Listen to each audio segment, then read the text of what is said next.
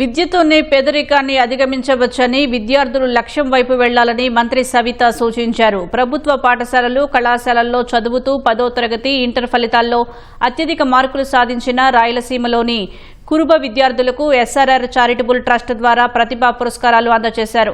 శ్రీ సత్యసాయి జిల్లా పెనుకొండ క్యాంపు కార్యాలయంలో 10వ తరగతిలో 580కి పైగా మార్కులు సాధించిన 26 మంది విద్యార్థులకు ఒక్కొక్కరికి 25,000, ఇంటర్లో 950కి పైగా మార్కులు సాధించిన 59 మంది విద్యార్థులకు ఒక్కొక్కరికి 50,000 చొప్పున మొత్తం 36 లక్షల నగదు ప్రోత్సాహకాలు అందజేశారు.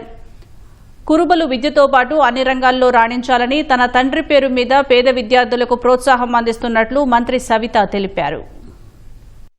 మరింత ముందుకు పోవాలంటే మనం విద్యని ఫోకస్ చేయాలి. ఏదైనా ఇంజనీరింగ్, సివిల్ సర్వీస్ కోచింగ్ చదివే పిల్లలకి ఏదైనా మా సహాయం కావాలంటే ఖచ్చితంగా ఉంటానన్న విషయాన్ని కూడా మీకు అందరికీ తెలియజేస్తున్నాం.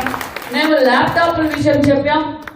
ఇంజనీరింగ్ జాయిన్ అయ్యే పిల్లలు మీరు ఇంజనీరింగ్ జాయిన్ అయిన తర్వాత అడ్మిషన్ తీసుకున్న తర్వాత ఒకరోజు మళ్ళీ సిఎస్ఆర్ ఫండ్స్ తో ల్యాప్టాప్ కూడా మీకు అందజేస్తామన్న విషయాన్ని కూడా మీకు తెలియజేస్తున్నాం.